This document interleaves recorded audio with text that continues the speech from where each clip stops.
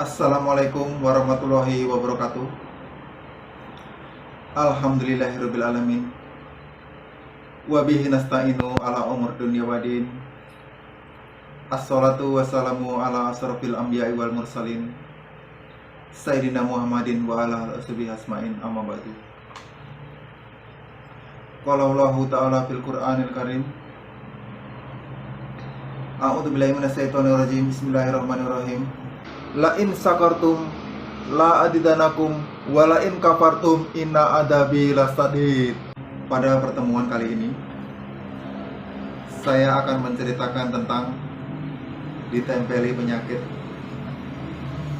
Jadi soal ditempeli penyakit itu ya kadang penyakit itu kadang ada yang ringan dan ada yang berat.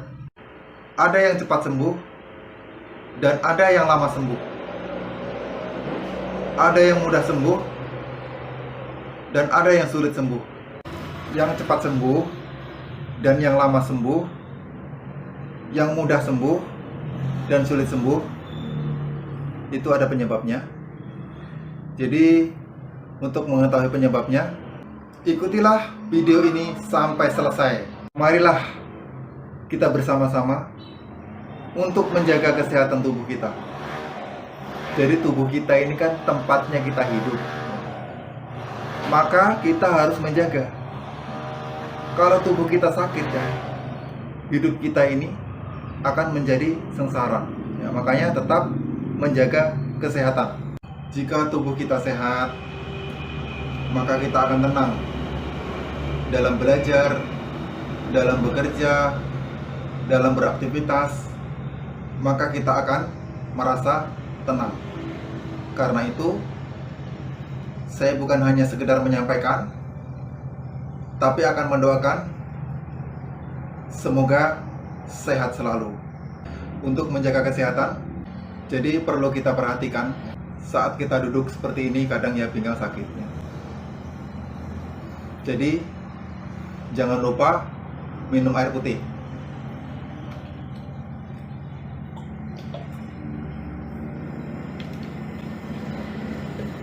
Jadi minum air putih ini penting sekali untuk kesehatan, terutama kesehatan ginjal. Bagi yang duduk lama perlu air putih. Misalnya di sekolah saat belajar, kemudian di kantor saat bekerja, kemudian saat jaga seperti ini, ya itu juga perlu air putih. Ada lagi yang perlu kita ketahui untuk kesehatan. Sering berolahraga, mengkonsumsi sayur dan buah secara rutin, itu juga perlu bagi kesehatan kita. Jadi penyakit ya, ada yang lama dan ada cepat sembuhnya, kemudian ada yang mudah dan ada sulit sembuhnya. Itu ketidakpahaman dari penderita sakit. Karena ya, kalau kita itu sakit, cepat ditangani, jangan nanti-nanti ya. Kalau sampai sakitnya itu semakin lama ya, semakin kambuh, nah itulah semakin lama sembuhnya dan semakin sulit untuk ditanganinya. Nah jadi itu ketidakpahaman dari penderita sakit. Sakit itu jangan dibiarkan lama-lama ya, kita perlu cepat ditangani ya. Kalau memang datang sakit ya, berobatlah ya, berobat ya. Kemudian kalau memang mampu untuk mengobati diri sendiri, ya berobatlah dengan sendiri. Kalau nggak mampu, bisa melalui pelayanan kesehatan, puskesmas atau rumah sakit atau praktek ya. Jadi kira-kira itu secepatnya ya. Kalau datang sakit, apalagi sakit bagian dalam ya, misalnya emah ya, asam lambung, paru-paru, jantung, nah itu secepatnya ya, jangan lama-lama. Kalau semakin lama, semakin kambuh ya, itu semakin lama sembuhnya. Ya, kemudian semakin sulit untuk pengobatannya. Nah di situ jadi perlu hati-hati ya, jagalah kesehatan ya. Jadi perlu cepat ditangani kalau sakit ya. Jadi jangan dibiarkan lama-lama. Penyebab datangnya sakit, jadi penyebab ditempeli penyakit, itu disebabkan ada beberapa unsur ya. Dari faktor makanan, minuman, juga dari hati. Jadi kalau makanan itu dampaknya hanya 20%. Cuma sebagian besar itu berdampak pada hati ya. Kalau kita nggak bisa menata hati ya, itu gampang sekali ya ditempeli penyakit ya. Yang pertama disebabkan dari makanan, yaitu makanan yang mengandung minyak, garam, dan gula. Dari makanan yang mengandung minyak ini yaitu gorengannya, ya makanan yang digoreng. Kemudian ini garam, kadar garam yang tinggi, ya misalnya yang makanan yang mengandung pengawet, yaitu memiliki kadar garam yang tinggi. Kemudian gula, makanan yang mengandung minyak ya bisa menyebabkan sumbatan ya, ada semacam benda yang bisa menyumbat pada aliran darah. Orang yang kena hipertensi atau kolesterol itu terdapat pada benda ya, benda semacam sumbatan ya, benda sumbatan yang menghalangi peredaran darah, yaitu ya mulai dari yang kecil sampai yang besar ya, itu memang ada sumbatan, itu memang ya ada yang kecil ada juga yang besar.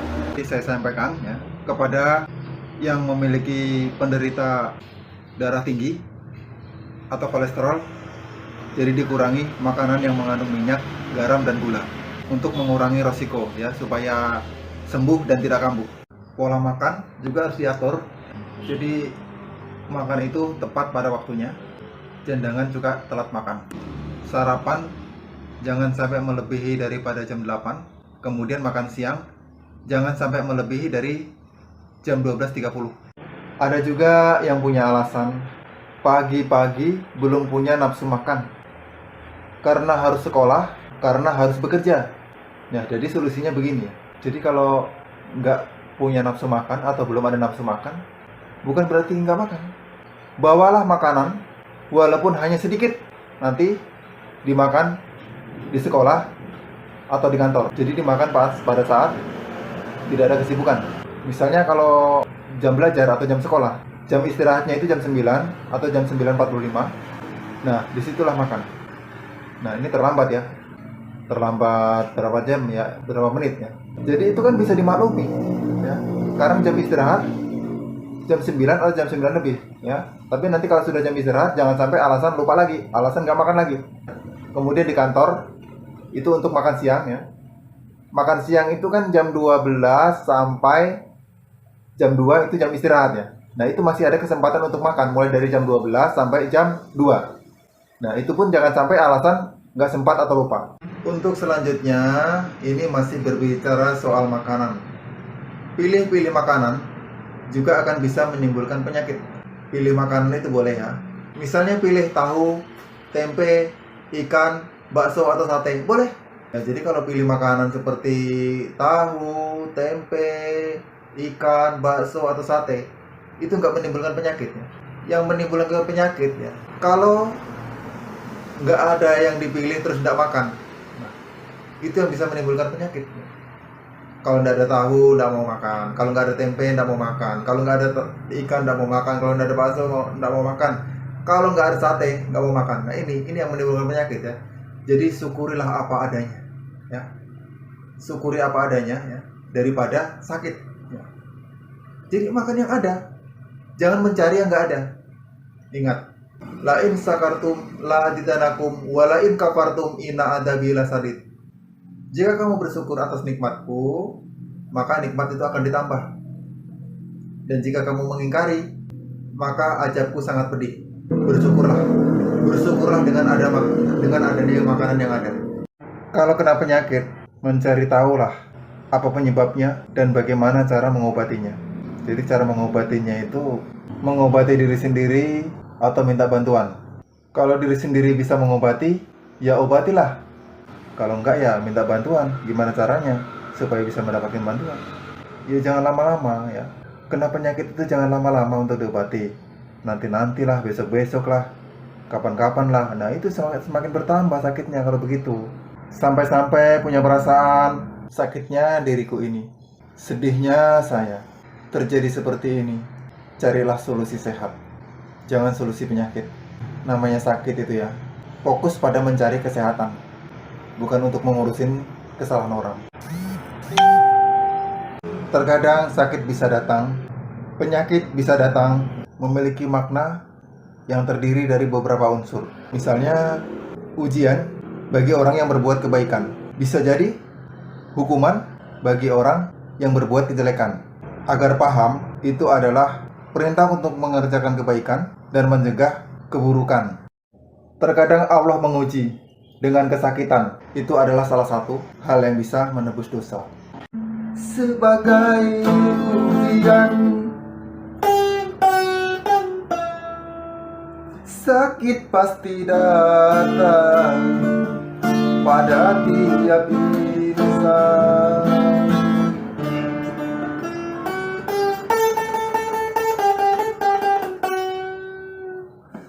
Zikirkanlah namanya, sabar tawakalah, mohon kesembuhan. Semoga musibah membawa hikmah, menghapuskan dosa. Yang sehat bisa dikatakan terkaya. Bahagia, paling bahagia. Yang sehat walau tak punya, berharga, paling berharga. Yang sehat itu terkaya. Berbahasa hidup dengan nasi dan garam, gairah selera penuh kelezatan. Itulah sebabnya yang sehat bisa dikatakan terkaya. Nah, kenapa bisa dikatakan terkaya? Karena banyak ya persediaan makanan, yang ini boleh, yang itu boleh, yang ini boleh. Cuma ya kalau tidak sehat ya banyak larangan. Nah, itu yang membuat itu terkaya. Jadi teman itu ya bisa menawarkan makanannya, kita nggak pilih.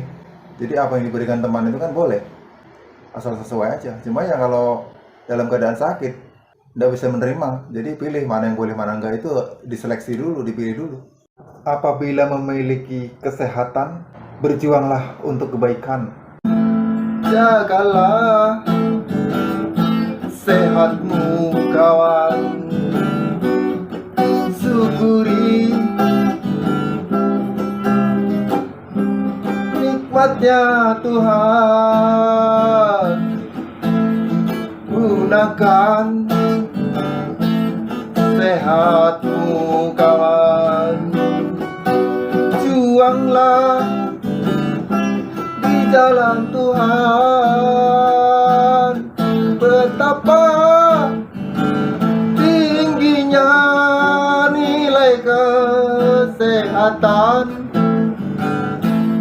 itulah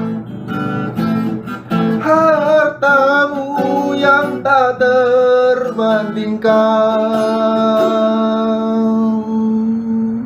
Apabila kita memiliki kesehatan, gunakanlah untuk kebaikan, berjuang di jalan Allah, menolong orang yang sakit, meringankan beban orang yang sakit. Saat sehat digunakan untuk kebaikan, digunakan membantu orang yang kesulitan. Masa sehat gunakan untuk menyampaikan kebaikan. Saat sakit, berobat melalui medis, melalui pelayanan kesehatan, itu juga perlu. Dan jangan lupa doa dan zikir, memperpanjang zikir pada malam hari. Karena orang yang sering berzikir itu rumahnya akan dimasuki oleh malaikat. Doa dan zikir memohon kesembuhan. Cari solusi sehat saat kena penyakit, karena penyakit itu ada sulitnya dan ada mudahnya dalam pengobatannya. Apalagi kena penyakit tekanan, kolesterol, itu kadang mudah, kadang sulit. Sulit atau mudahnya dalam pengobatan, tetap mencari cara untuk mengobati penyakit darah tinggi, kolesterol. Penderita penyakit darah tinggi, kolesterol, kalau membuat kesibukan yang gak wajar, penyakit bukannya sembuh, malah kambuh. Sebentar-bentar ngurusin kesalahan orang, sebentar-bentar ngurusin kekurangan orang. Ada masalah yang didengar, nggak tahu permasalahannya, ya langsung ikut campur. Urusan rumah tangga orang dicampuri, sampai-sampai mengatakan, ya sudah, cari perempuan lain aja. Kalau nggak bisa ngurusin anak istri, tinggalkan aja itu mamanya anak-anak itu. Padahal memangnya pernah menanyakan apa permasalahannya? Ya jangan so tau lah, cari tahu dulu. Ya jangan langsung ikut campur. Jadi kalau memiliki sikap seperti itu, jadi itu termasuk kesibukan yang gak wajar. Akhirnya apa? Bukannya sembuh malah kolesterol naik.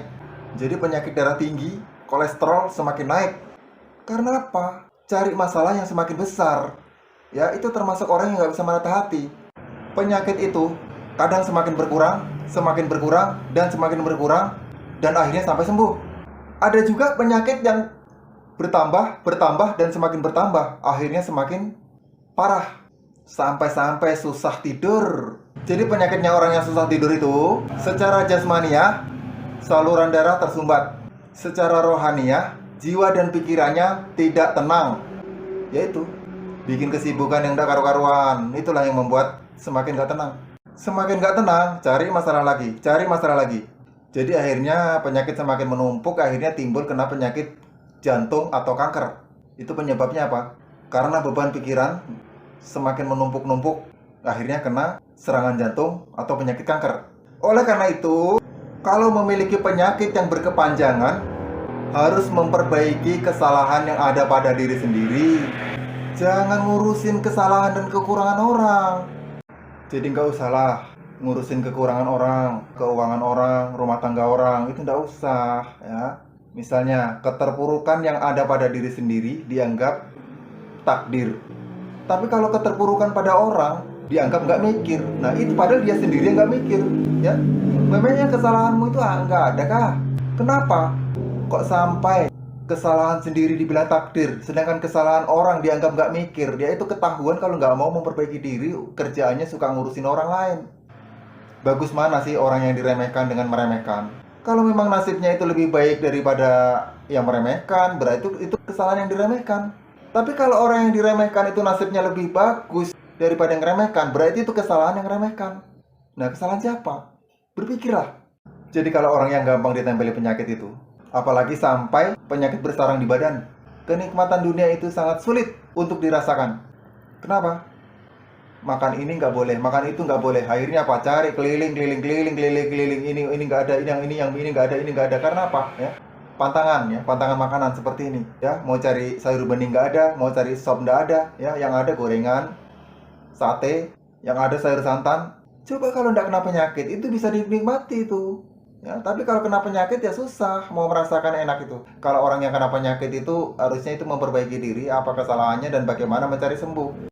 Ada uangnya banyak, tapi nggak sehat. Sedangkan sehat uangnya sedikit.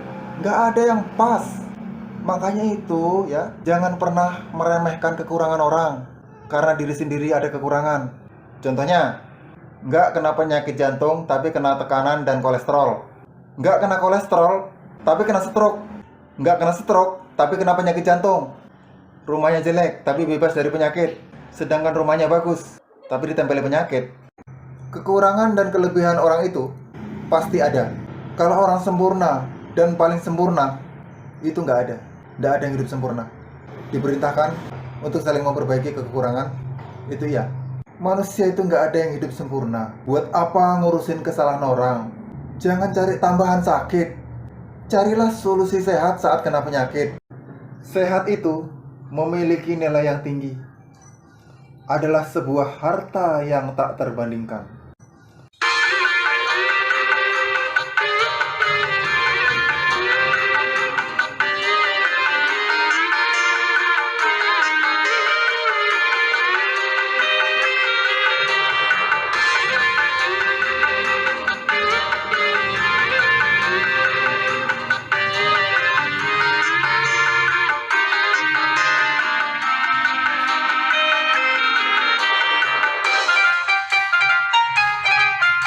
Kekasih tak menggiurkan, permata tak menakjubkan, jabatan tak membanggakan, lingkungan tak menggairahkan. Apabila penyakit bersarang di badan. Dunia tak lagi menjadi ukuran. Yang manis pahit di lidah, yang indah buruk di mata, yang kaya miskin di dada, yang gagah lemah dirasa. Apabila penyakit bersarang di badan, dunia tak lagi menjadi ukuran.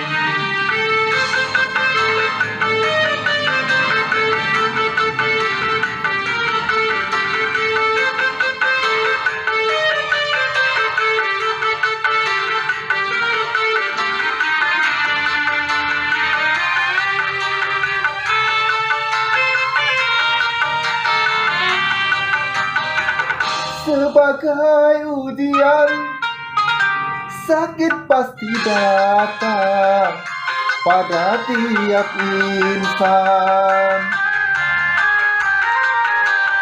Zikirkanlah namanya, sabar tawakal, mohon kesembuhan.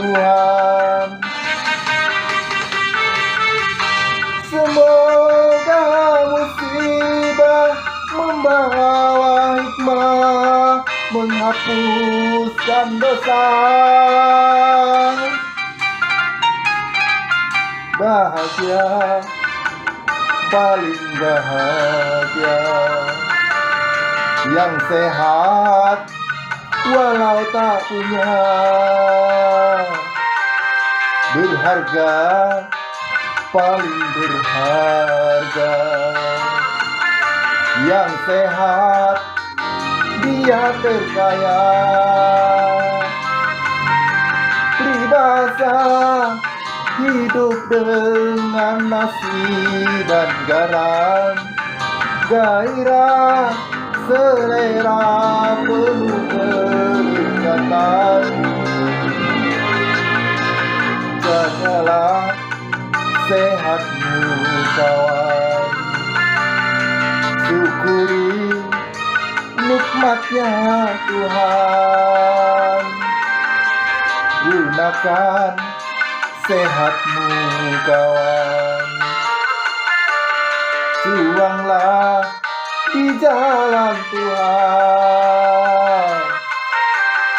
Betapa tingginya nilai kesehatan, itulah hartamu yang tak terbandingkan.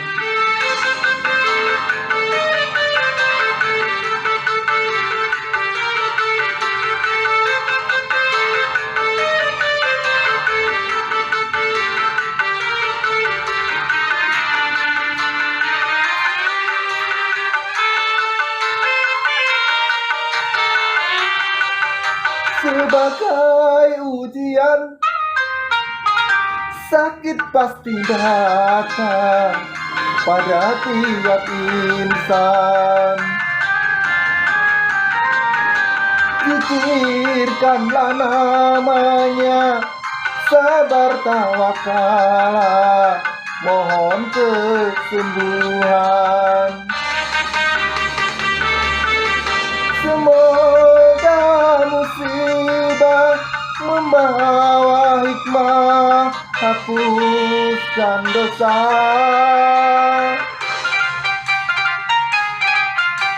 Kekasih tak menggiurkan, permata tak menakjubkan, jabatan tak membanggakan, lingkungan tak menggairahkan. Apabila penyakit bersarang di badan, Dunia tak lagi menjadi ukuran yang manis pahit di lidah, yang indah buruk di mata, yang kaya miskin di dada, yang gagah lemah dirasa. Apabila penyakit bersarang di badan, dunia tak lagi menjadi ukuran.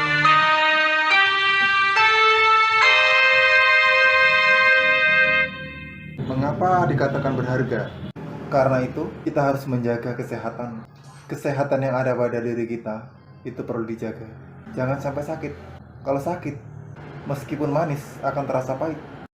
Apakah ada yang beranggapan saya sudah mengurangi makanan yang mengandung kadar gula, saya sudah mengurangi makanan yang mengandung kadar garam, tapi kok masih kena tekanan?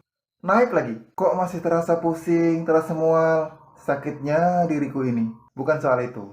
Itu disebabkan faktor pengomelan. Faktor pengomelan yang belum berhenti-berhenti. Disuruh berhenti ngomel nggak mau. Nah kayak itu, amun dibedahi kada percaya. Hanyar tahu hikam. Ini kasur rokok makanya senang. Apakah ada juga yang beranggapan saya sudah mengurangi makanan yang mengandung lemak. Saya sudah mengurangi makanan yang mengandung kuning telur. Saya sudah mengurangi makanan yang mengandung mentega. Mengurangi makan biskuit. Saya sudah mengurangi makanan yang bercampur dengan keju. Saya sudah lama nggak makan santan. Tapi kok kolesterolnya masih ada. Naik lagi. Tapi kok masih terasa sakit. Diriku ini sakit. Sakit dan semakin sakit. Nyeri dadaku. Nyeri dan tambah nyeri. Sudah nyeri, berat badan naik lagi. Itu faktor nggak sabaran. Ada permintaan, nggak dituruti, marah-marah lagi. Nah itu termasuk orang yang nggak sabar. Ada di sebuah perhotelan, orang barat ingin minum kopi. Dia berkata, bikinkan saya kopi. Ya, saya bikinkan. Apakah mau makan nasi? Tidak, saya tidak makan nasi. Tapi saya makan roti. Nah itu biskuit dimakan, roti dimakan. Tapi kok aman-aman aja, nggak kena kolesterol. Itu orang sabar. Yang kolesterol itu orang yang tidak sabar. Begitu maksudnya. Sopo. Kamu itu kok nggak ngerti-ngerti. Ada beberapa anggapan. Apakah masih ada yang beranggapan lagi saya sudah mengurangi makanan yang mengandung pemanis buatan. Saya sudah mengurangi makanan yang mengandung lemak. Saya sudah mengurangi makan daging. Bahkan lama ya saya nggak makan daging. Tapi stroke-nya kok belum berkurang. Mulut masih terasa nyeri, sakit untuk berbicara, sulit untuk berbicara.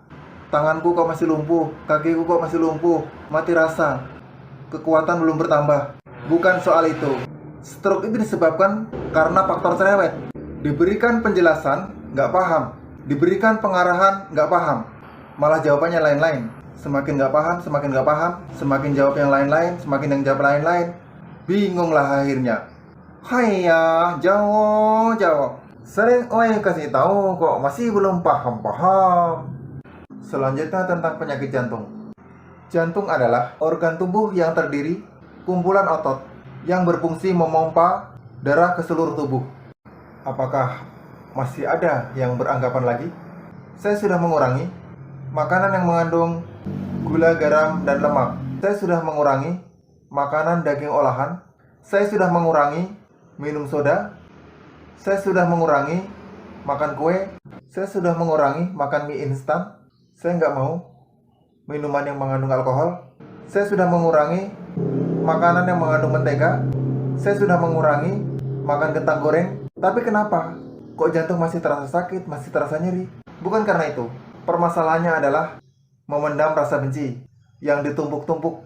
Akhirnya membuat sakit jantung. Jadi itu antara jantung atau kanker ya. Itulah penyebabnya. Itu berbicara soal jantung. Tapi kalau jantung itu ditambah kata, maka akan mengandung istilah yang lain. Ya. Kalau dalam bahasa Indonesia ada ungkapan. Ungkapan itu dua kata yang digabungkan menjadi istilah yang lain. Contohnya si jantung hati. Si jantung hati itu kekasih. Kemudian jantung pisang. Nah ini jantung pisang. Jantung pisang ini kalau bilangnya Mbah, ontong. Kemudian ketupat jantung pisang. Nah ini ketupat jantung pisang. Nah seperti ini. Memendam rasa benci itu bisa menyebabkan penyakit jantung. Tapi kalau memendam rasa cinta, malu untuk mengungkapkan, apakah itu bisa menjadi penyakit jantung? Enggak. Kalau memendam rasa, memiliki perasaan cinta yang sangat malu sekali untuk diungkapkan, itu akan menyebabkan penyakit panas dalam. Lebih ringan ya daripada penyakit jantung kalau panas dalam itu. Penyakit dalam itu sangat berbahaya. Oleh karena itu, kita harus selalu menjaga kesehatan tubuh kita.